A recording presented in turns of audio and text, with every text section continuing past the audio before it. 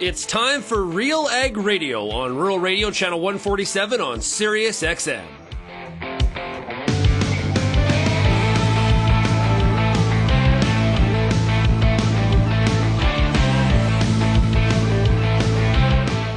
RealAg Radio and RealAgriculture.com is your home for insight and analysis of the issues that are impacting your farm business. Let's get real and get connected with RealAg Radio.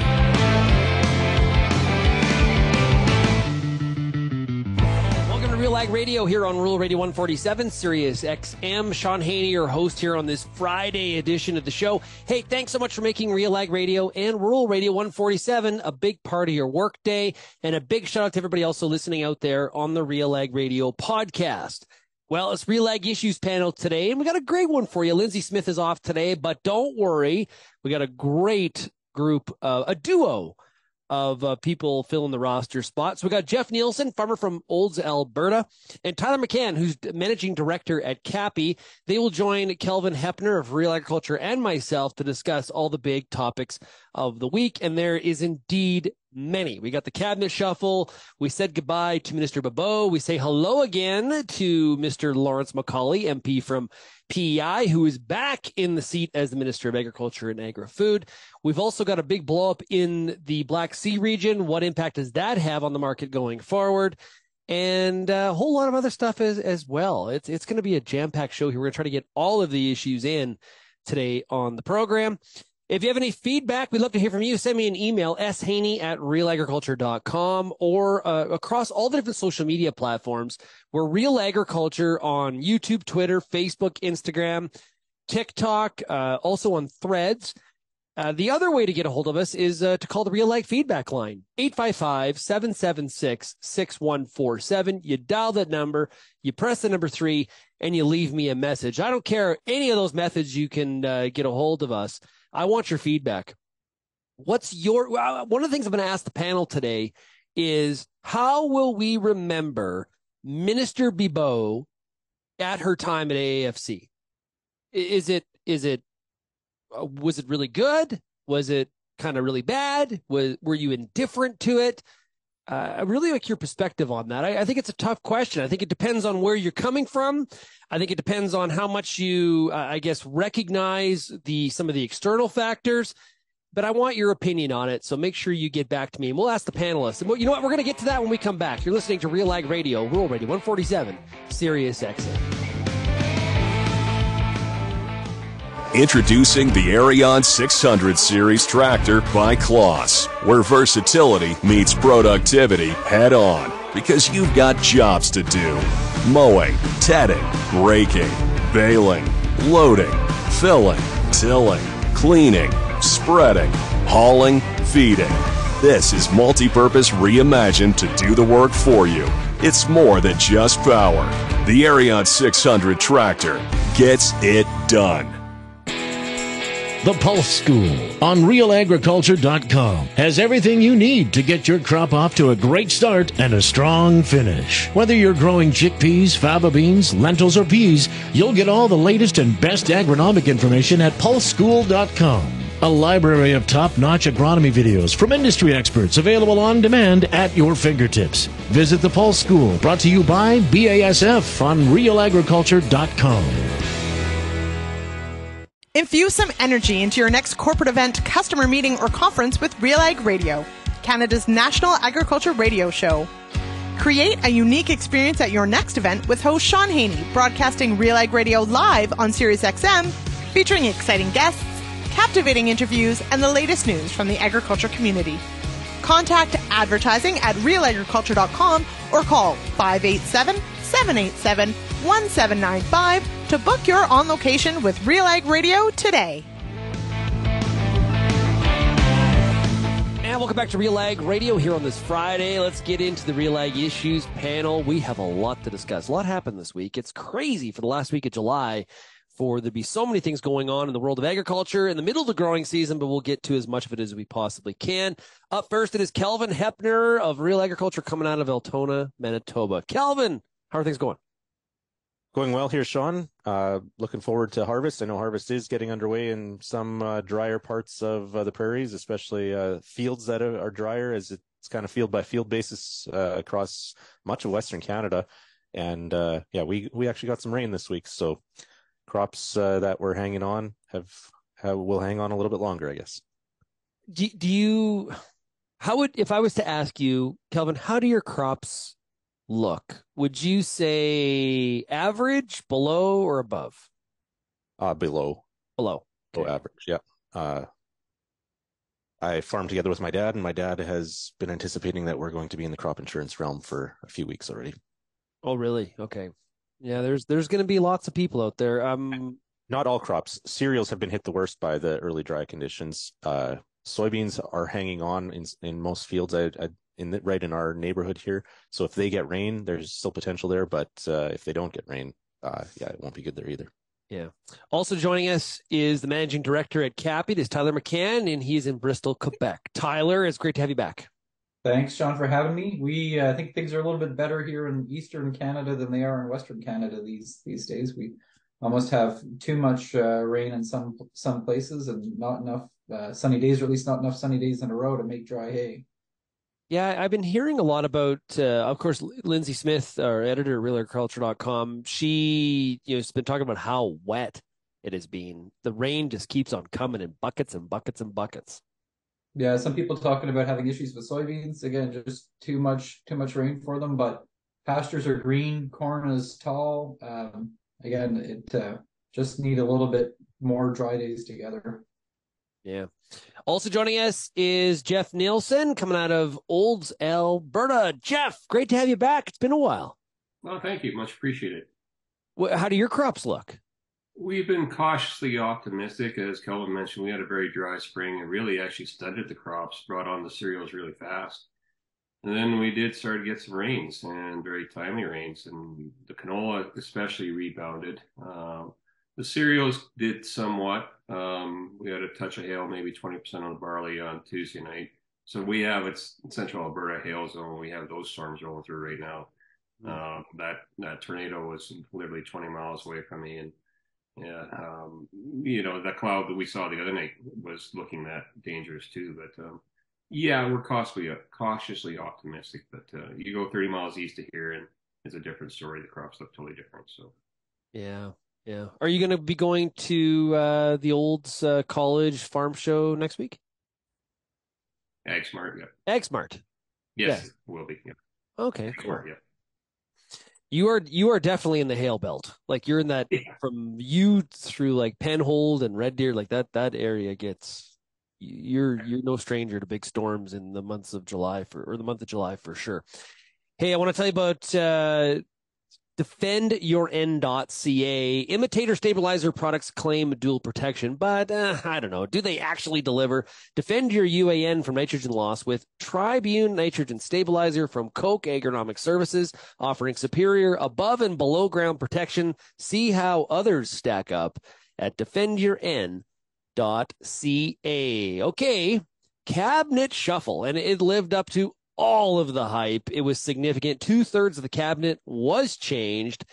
And I don't care what anybody says.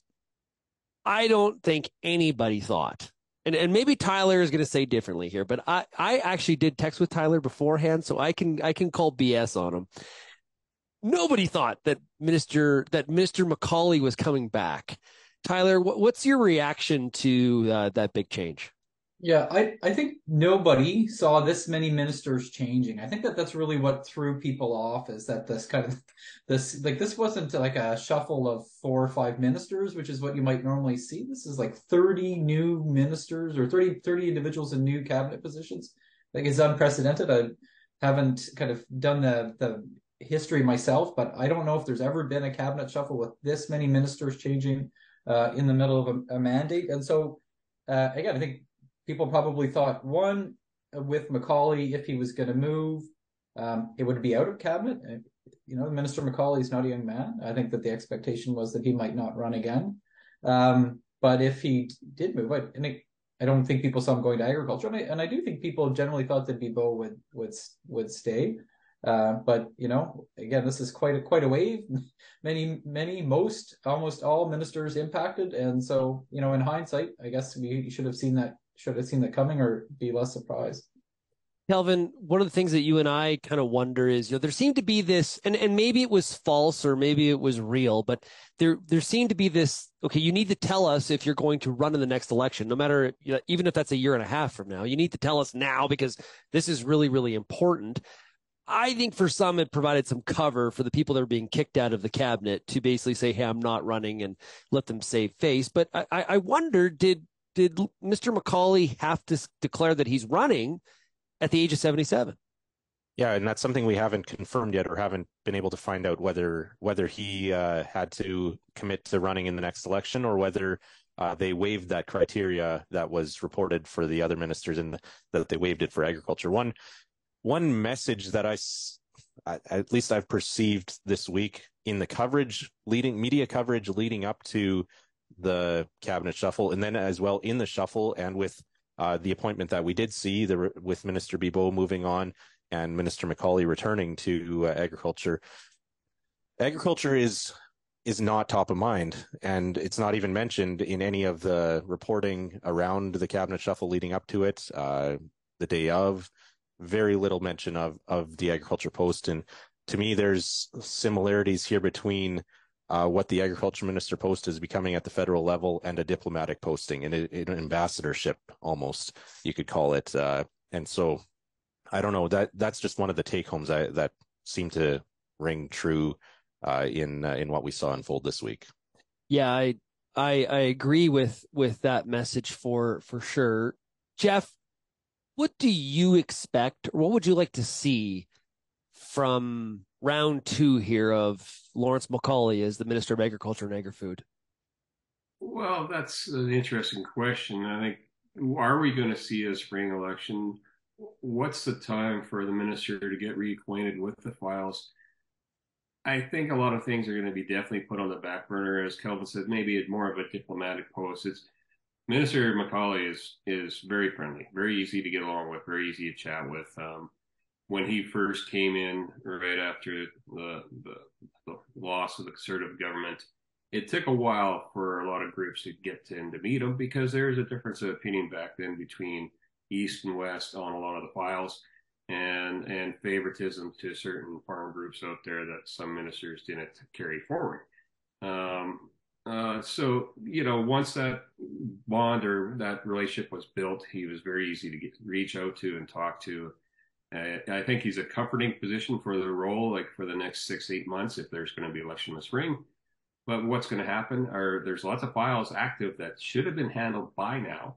There's things missing in Minister Bibeau's mandate letter that didn't get done. Are we going to see anything in the next half year? Some of those are the Canada Grain Act review, Jeff. He can just take it where it was when he left, right? Yeah, more. You could say that. How long has that file been working on? Like, he's already familiar on that one. Oh, that's still here. Oh, geez, we haven't. Yeah. I know. Let's form a committee. Yeah, like let's do another study, and I think that's kind of what frustrates. It's nothing to do with Minister MacAulay or Minister Bibeau. It's the process, I guess you could say. Like, yes, COVID was in the middle of this, but work was still being done. The review was done and presented to the minister's office. It's there. I think everybody's agreed that we need to move forward, and we need to do something with the surplus that's sitting there, that's growing, continually growing. And one thing that some people have really pointed out as significant, that's a little bit more in the, on the wonky political insider side, is the breakup in Quebec of agriculture, health, and environment. Right? Do I got that right, Kelvin? Yeah, that's right. And that is significant. And as we see the agriculture minister post, at least based on my perception again, diminished in terms of how the government views how important it is, which of course I would disagree with and argue it is much more important than the message that they're sending about it. But as we see that the relationships and conversations that happen between the agriculture sector and the Minister of Health and the Department of Environment and Climate Change and all these other departments have become increasingly important. And so that's where we had that trifecta of Minister Duclos at Health, Minister Guilbeault on Environment, and Minister Bibeau, all from Quebec, and dealing with important files around agriculture.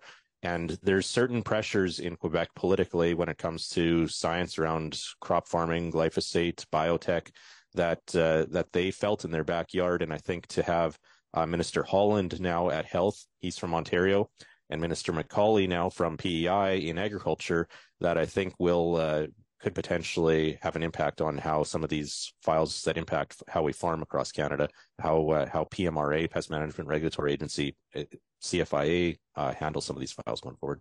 Okay, quickly before we take a break, when will the election be? Jeff, you first. May of 24. May of 2024. Tyler? Had there not been a 10-point lead for the Conservatives this week, I thought this fall. So when do you think it's going to be now then? There's a 10-point lead. Probably at least late 2024, if not into 2025. Kelvin? I'm not sure. I think I probably lean towards Jeff. I don't see reasons for them to break up this Velcro agreement between the NDP and Liberals. But I also, Tyler made the point earlier before we went on air about people's mortgages coming due and renewals and all of that with interest rates. And so they probably want to lock in another term if they see potential to do that before things hit the fan with higher interest rates. When Velcro gets wet, it loses its ability to stay attached. So Tyler, what is the dampness, the water that maybe loosens the Velcro between the NDP and the Liberals? Liberals thinking that they can get a majority. I think if they see the economic conditions either improving or likely to deteriorate, I think if the Liberals see their path to a majority government, I think that Velcro gets very damp very quick. Okay, we got to take a break. When we come back, before we move on to the Black Sea region and a big announcement from the Canadian Grain Commission that was supported by the NFU and the wheat growers, that there's a whole discussion on that issue happening. We're going to ask our panelists, how do we look back on Minister Bibeau and her time as the ag minister? Good, bad, or indifferent? You're listening to RealAg Radio, RealAg Issues Panel. We'll be right back right after this.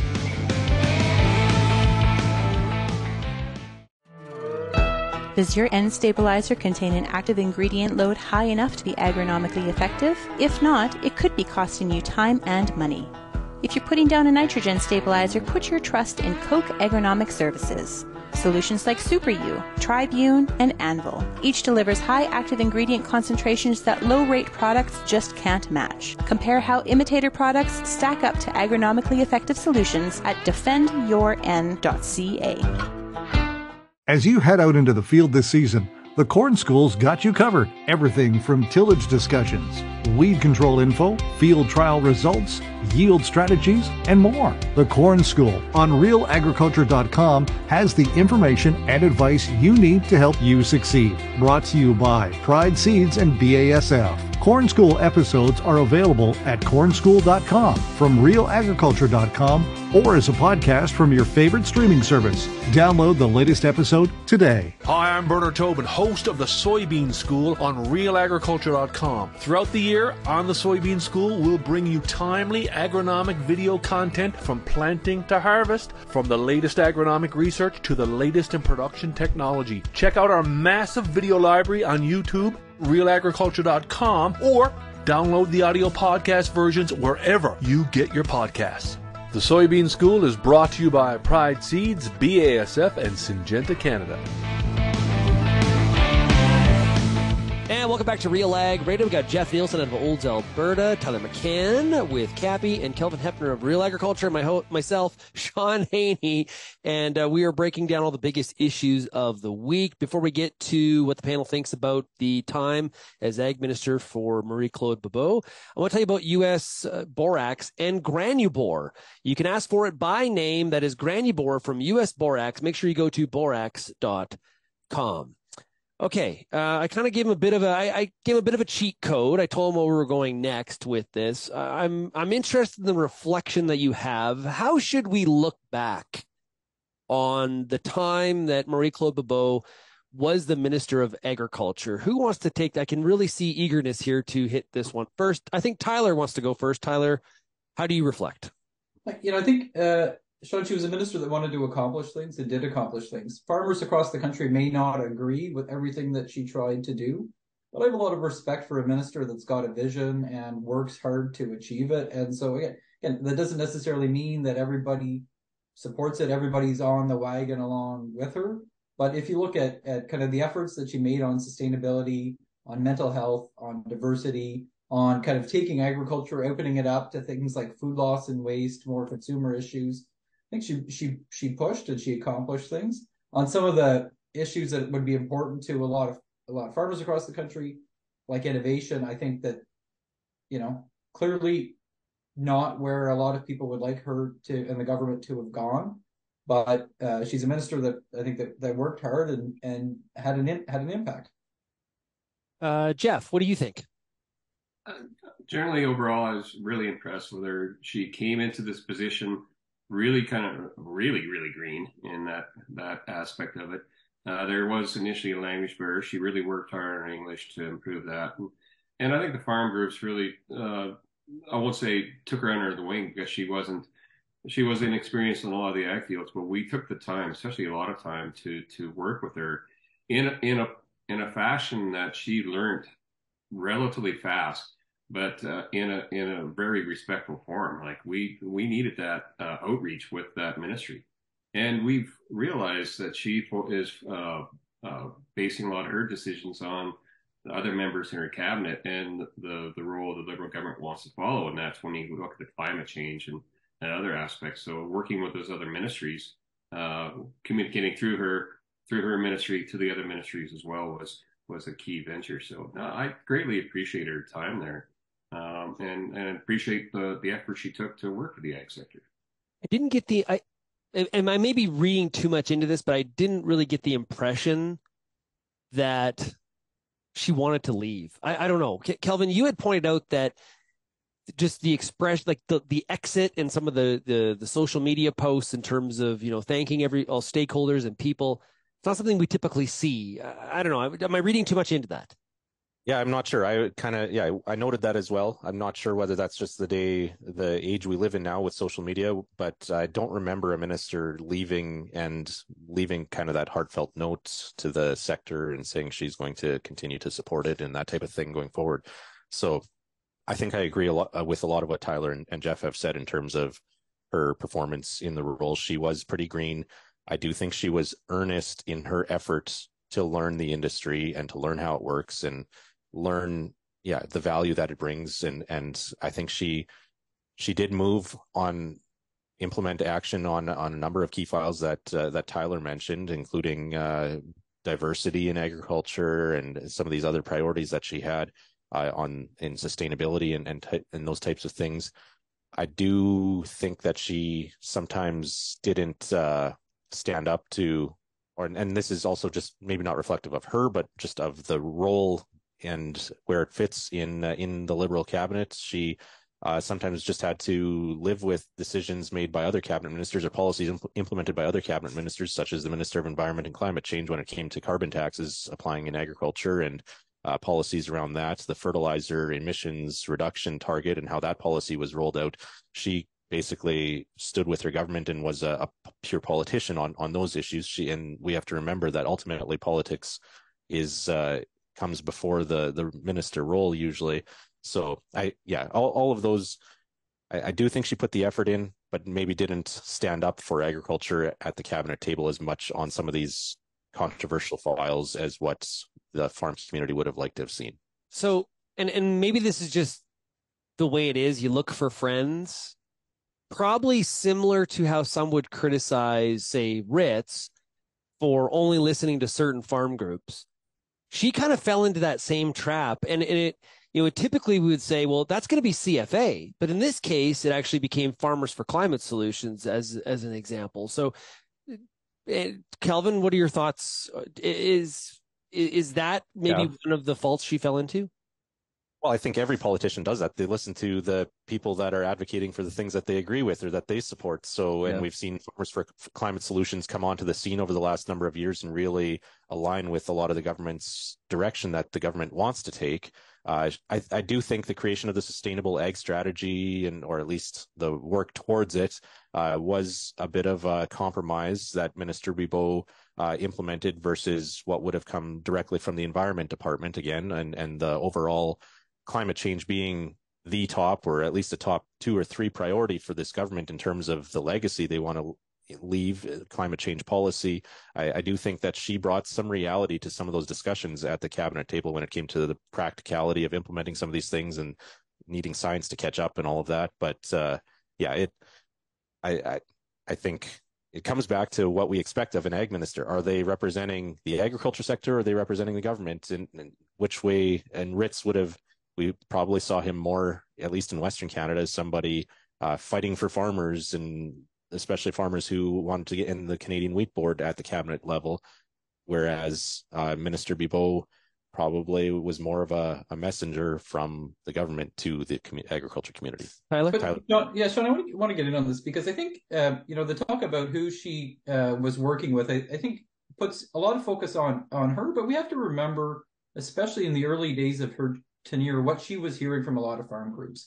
I think one of the reasons that she listened to Farmers for Climate Solutions was because they came to the table with a meaningful option and solution. The government had clearly communicated that sustainability was a priority. And what Bibeau would have been hearing from most of the traditional farm groups was, we're opposed to a carbon tax. And that was effectively the end of the conversation for a lot of farm groups in Ottawa for a long time. And I really do think that created an opportunity for when groups like Farmers for Climate Solutions came and said, here's our plan, here's a comprehensive plan, here's things that you can do to support farmers to make them more sustainable. A lot of these things are good things for farmers to be doing anyways. I think that they get credit for that. So I think it is in part Bibeau wanting to talk to groups that may be more ideologically aligned, but it was also driven by the reality that a lot of what she was hearing from other farm groups wasn't a constructive dialogue at the time. And I think that there's a bit of kind of blame to go around on both sides. Jeff may disagree with me on that, but I think we need to kind of understand the broader dynamic of how these relationships work. No, I totally agree with that, Tyler. We were probably behind climate, or that group came up. We're right there, right at the right time, and made the right pitch. We were reactive to that sector. You see some of the changes, like the road to 2025, or road to 2050 that the grain growers now have, and other groups. We were reactive. We came around late to the game, I guess. We had, when you look at the carbon tax bill, we thought we had it through once. We had all party support except the Liberals. We had the NDP, we had the Green, we had the Bloc. We still have the NDP, we still have the Green, we still have the Bloc. We still can't get that bill. It's stuck in Senate now. We'll see what happens this fall. Maybe we threw too much on that and expectation on that, and maybe having the government give a little bit more on that, with the idea that this bill is going to probably hopefully go through this fall. I don't know, Kelvin or Tyler, you're going to put here this fall. Where is it going to be on the Senate's order paper, I guess? Yeah, I think if it gets prorogued, that's a whole Parliament takes a break. We may be back to the drawing board there, but so much of, I think, what the negative reaction and kind of how that has played out over the last 4 years, I think really came down to less about substance and more about style and communications. And I often think, again, as a former political staffer, if I was given a 30% fertilizer emission reduction target to communicate, I could communicate that in a way that has farmers in Western Canada saying, yeah, we agree. We want to save money on our fertilizer bill. We want to increase our efficiency. We want to find ways to make our plants more productive. I think that there are ways that could have been communicated. One with clarity. Again, this government is not innocent on this. They're mixed messaging, kind of the lack of focus on what are the benefits to farmers of this approach, I think, created a lot of opportunity for a lot of legitimate opposition. Some of that opposition went too far. Some of that opposition crossed the line. But I think going back to kind of the greenness and the lack of maybe understanding of agriculture, some of the basics and fundamentals of agriculture, created a situation where something that could have been maybe not necessarily something farmers would have been applauding, at least, maybe argued to a draw, became a huge losing issue for the government. You speak of communication, Kelvin. You and I were chatting yesterday about, her use of the word infestation, referring to the potato situation in PEI. That wound is not scarred over. It is still very open when you talk to people on the island. Yeah, and that would be another example of where farmers and people in the agriculture community don't feel like she went far enough in terms of standing up for them and defending their interests. And the thing there is that Lawrence MacAulay is right there with her. Being from PEI, I think a lot of people in the area and the industry were also disappointed with how he has handled that. So I do think some of this discussion also is going to it's in her performance in the role is in contrast to what we're going to see going forward from Minister MacAulay based on his previous stint as agriculture minister. He's been an MP since 1988 for a reason. You only survive that long if you go along and you're flexible, and I'm not sure he's going to have the same type of drive to show leadership on certain issues like Bibeau did on sustainability or diversity or mental health, the things that Tyler mentioned before as kind of her priority issues. I'm not sure. Or what do you guys think? Shaun, will Minister MacAulay have those types of, or Tyler, do you think she'll have those types of, or he will have those types of priority issues that he wants to act on, more of an activist approach? He will be instructed to do so, because I do see that role as much more of a liaison out to the industry from government. His style is a lot different. He is not as you just think back to the last time that he was the ag minister. He has a different style. Yeah, like he doesn't get into fights, and Minister Bibeau got into some battles, and not necessarily out in front, like where we would cover it. It was behind the scenes. And I think that the FPT dynamic is an interesting one where, again, she didn't have always great relations with her provincial counterparts. They fought over changes to agri-stability, for example. Again, I think they did some things that MacAulay probably wouldn't have. I mean, remember her doing a press conference basically saying we've made this offer to provinces that they've turned down. I think that was pretty unprecedented. We don't normally see FPT negotiations and agriculture spill out into the open. They did get some changes. They did get $500 million more in the last policy framework, and I do think that was because she was willing to kind of ruffle some feathers and fight. And so I'm not sure we would have necessarily seen that with someone that wasn't so willing to stand up and push. She was, people tell you that she was much more partisan than she let on, or was sometimes in the public given credit for. It's going to be interesting. This is, hey, listen, we mentioned it earlier on Wednesday. USDA Secretary Tom Vilsack came back for a second run. We've also, people want to talk about MacAulay being 77. He's still, Kelvin, 13 years younger than Chuck Grassley, famous senator from Iowa. He's also younger than both the likely Republican and Democrat candidates in the next U.S. election. So, 77 is the new 40, baby. Okay, we got to take a break. You're listening to RealAg Radio, Rural Radio 147.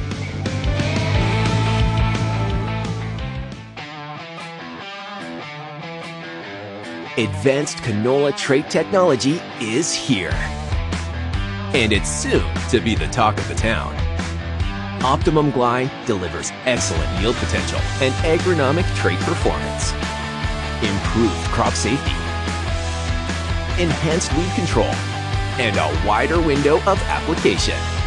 You're going to want to see this. Learn more at OptimumGlide.ca. Whether you're seeding, harvesting, or anything in between, the Wheat School on RealAgriculture.com has you covered. Timely agronomic information from industry experts available online anytime. Give your wheat crop a good start and a great finish with the Wheat School on RealAgriculture.com. Brought to you by C&M Seeds, Syngenta Canada, and the Alberta Wheat and Barley Commission.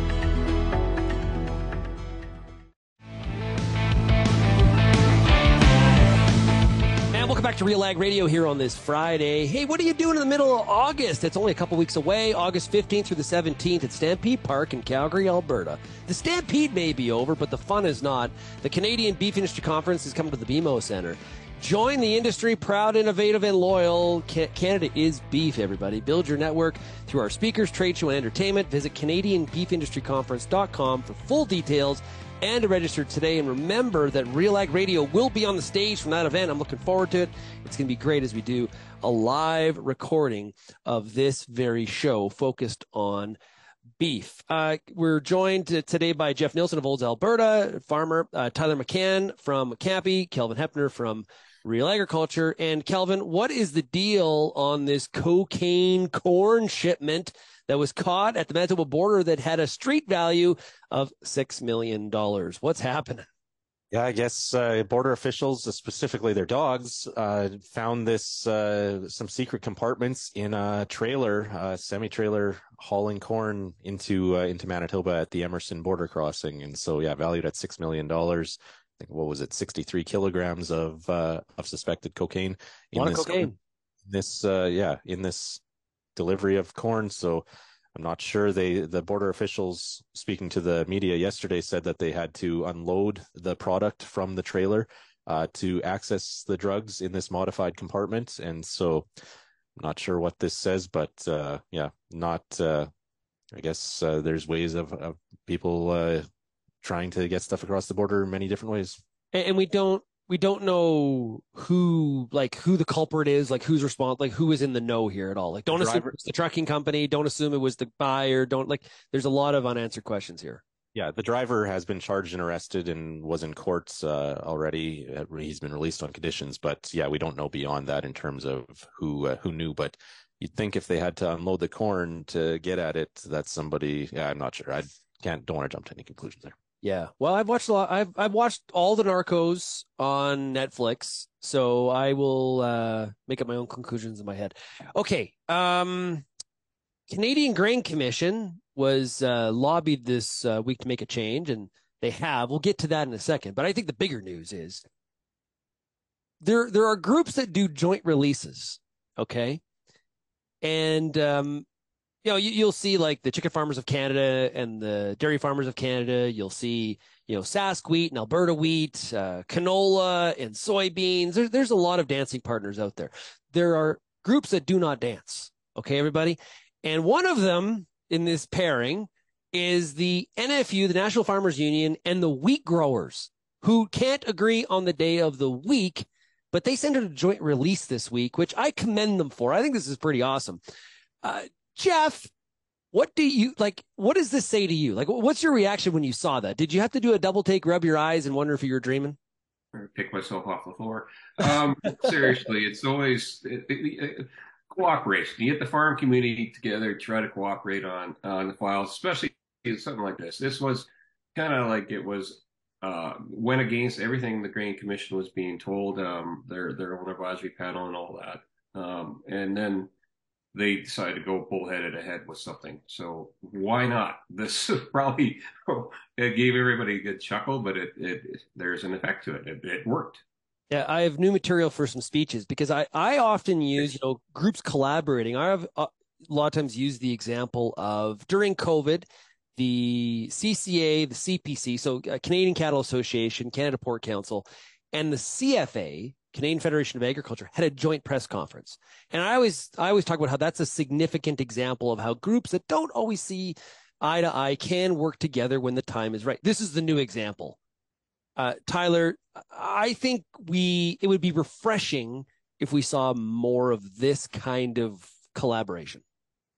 I think you're absolutely right, Shaun. When I worked in politics, people used to ask how I got involved in politics. I said, I grew up in agriculture. Everything is very political that we do. And again, I think that this is, that kind of that divide between the wheat growers and the NFU is about as political as you could get, like really different sides. But clearly, I think it used to be in the day that kind of we could see within agriculture where the enemies were, right? I think the wheat growers would have thought that when it came to the wheat board monopoly, the NFU was the enemy. But I think the dynamic is changing, right? And this is no longer about, is it a, kind of one farmer's view against the other? I think it's about what does agriculture do with the rest of the country? What does agriculture do against the rest of the economy? I think we need to recognize that actually maybe we see the solutions as a little bit different, but usually we pretty well agree on what the problems are. And the more that we can do to work together in the space, the more effective the outcomes are going to be. Certainly from a government relations advocacy point of view, that those coalitions are effective and meaningful, and we need to do a better job of embracing it. Doesn't mean you need to agree on everything, again, I don't think the wheat growers and the NFU have, had a change of heart over whether or not we should bring the wheat board back or not. But they have recognized that on issues like this, they can work together. And again, we've already seen it didn't take long for the Grain Commission to respond. I do wonder which office received the most angry membership calls. We can debate that during the commercial break. But Kelvin, what was the change? Yeah, so the Grain Commission had announced that it was going to harmonize the test weight standards for wheat at export terminals with the standard at primary grain elevators where farmers deliver grain. In the past, it's always been a slightly higher test weight requirement for a number 1 grade wheat at the port than at the grain elevator. So grain companies would blend their wheat and meet that higher standard at the port. And so the Grain Commission had planned to harmonize it, and that would have resulted in some wheat that farmers deliver not making number 1 grade anymore. It may have even fallen down to feed based on this. And so farm groups, we've mentioned National Farmers Union and the Wheat Growers Association, Agricultural Producers Association of Saskatchewan, Sask Wheat. There's a fairly long list here of groups that were opposed to this change and had spoken out against it over the last number of weeks. And so it was set to take effect August 1st, which is next week. And this morning, the Grain Commission, which of course is overseen by the new federal agriculture minister, Lawrence MacAulay, that's who the letter from the NFU and the wheat growers was addressed to. They announced today that they are repealing the changes. I'm not sure how it works on the technical side of things, as they were already announced in the Canada Gazette, so they may actually be in effect for a couple days before the government has a chance to officially repeal them. But yeah, they are not going to be moving ahead on this, at least at this time. Look at MacAulay already doing stuff, making decisions. Hey, also significance is the wheat growers. They're named. We call them wheat growers now. They're the wheat growers, like we've always been calling them, but it's actually official now.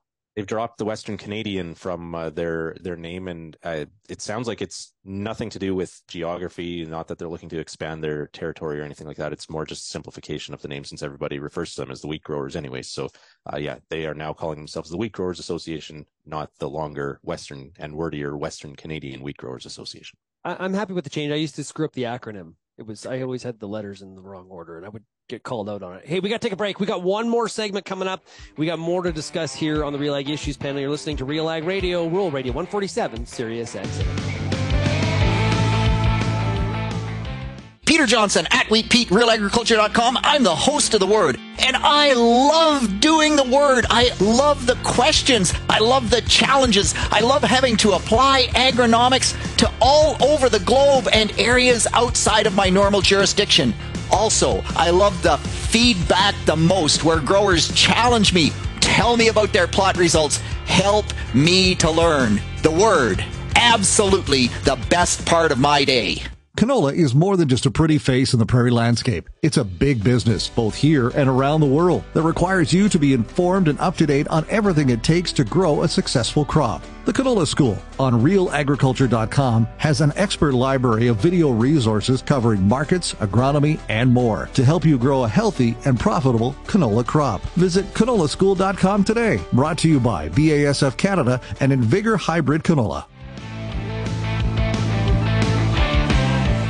Welcome back to RealAg Radio here on this Friday. Jeff Nielsen from Olds, Alberta, Tyler McCann from CAPI, and Kelvin Heppner with Real Agriculture. We're covering the biggest issues of the week. Earlier this week, we had the new executive director from the Grain Growers of Canada. And Jeff, what's your reaction to that interview? What'd you think of Kyle Larkin? Actually, I was really impressed with Kyle and your questioning there, Shaun. I understand the way I view it.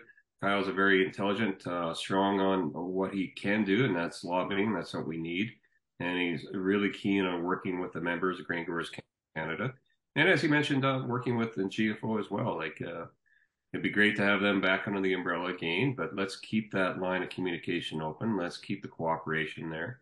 Kyle made the comment that he's very fluent in French, and I know from our past executive directors that at times is always a struggle, so it's great to have that too, and keeping the cooperation with our members across Canada, including especially naturally all of our members. Tyler, what makes a good lobbyist? I've seen a few news pieces that have covered Kyle in sort of the Ottawa bubble kind of stuff as an expert lobbyist. What does that mean? So I think that depends, and you'll get probably different answers for different people that are in the government relations business. But really, what it means is you're able to get results for the people that you're lobbying for. So different people use different approaches to get it. Some people you find more comfortable on Parliament Hill, building relations with members of Parliament. People that can work across the floor is usually pretty important. Others tend to be maybe a little bit more comfortable working with officials inside departments. Those are probably more of the subject matter expertise. And I think you see in a lot of associations today, they have government relations staff that are doing the lobbying work, and then they have policy staff that are more of the detailed people, and kind of everybody lives in different worlds. But it really is important. I don't think farmers across the country spend enough time thinking about the work that their associations are doing for them. These are the voices of farmers in capitals across the country. They do play a really important role. We have a lot of agriculture associations in this country. Farmers are paying a lot of bills for these people. I'm not saying that to say that farmers should spend less money. I'm saying that to say that farmers should be more aware of what's happening and think a little bit more about the results that they're getting. But it certainly seems like Kyle's the type of guy that's going to help grain growers of Canada get more results for grain farmers. Sometimes. Oh, go ahead, Kelvin. I was going to say sometimes those results are things that don't happen, things that would have happened otherwise, but lobbying occurred, and as a result, they don't happen and nobody notices. Fertilizer emission reduction, front of package warning labels for beef and pork. Two good examples that come to mind in that regard. Yeah, and I think a lot of people think about lobbying as going to Parliament Hill and meeting members of Parliament, right? But a lot of it isn't that. A lot of it is relationship building, kind of pounding the pavement all of the time, making sure that you're not necessarily just calling somebody when there's an issue, but you've got the relationship so that when issues like that come up, they're going to take your call and they're going to be willing to act on your behalf. And it is, I think, working for farmers in that situation is always an interesting dynamic, because farmers are well respected. People do want to hear directly from the farmers when they come to Ottawa. It is important that farmers like Jeff spend the time and energy getting to Ottawa regularly, but you need the staff there in between. Really, again, making sure that when the farmers come, the groundwork is laid and the effective relationships are there. Scotch and golf. And the team building that grain growers is involved with CFA and the other groups. Like you mentioned, maybe opposite ends of the spectrum to the farm groups. Like there's a time CFA and grain growers had different ideas and different views and stuff like that. And we've really come together closely with them and other organizations to put a solid front. And that's where we need people like our EDs, our executives, and our lobbyists there to team up and work, because more power to them if we can go in with a united front. And we've heard that statement so many times. Come in with a united message. And by working together and forming coalitions, whatever it takes, that's where we need a strong leader. And I'm looking forward to some good results from Kyle. And to tie this with our earlier discussion, and I know we've talked about the cabinet shuffle a whole lot here, but there have been a lot of changes at Agriculture and Agri-Food Canada in the bureaucracy at the top over the last number of months as well. And that's where this lobbying, I think, over the next couple of months, as new people come into those roles, it will be as important as ever. Tyler, yeah, again, we talked about the minister, but there's a new deputy minister at Agriculture Canada, a relatively new associate deputy minister, and there is actually no strategic policy branch assistant deputy minister. For most people listening to this show, those positions don't mean much, but when it comes to getting things done in Ottawa, they're really important. And having the right relationships with those three senior officials can be sometimes more important than having the relationships with the minister. Yeah, and with Minister MacAulay's personality, having a deep bench of bureaucrats, I think, is important, because they're from a resource perspective. So, okay, Kelvin, let's jump over to the Black Sea. I need you to tell me, should I be long the market or short the market? Tell me. I think I agree with what Ted Seaford said earlier on the show, that we may have hit fever pitch already with what happened on Monday and the port at Danube being hit. Yeah.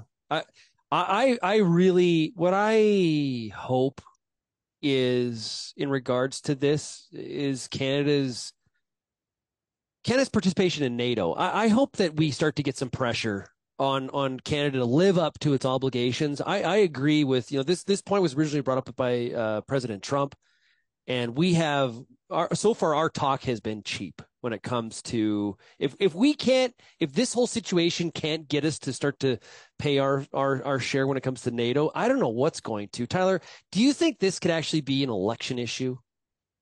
So I hope it is. Again, I personally think that Canada's place on the world is something that doesn't get enough attention. I think that we as a country should and could be doing more.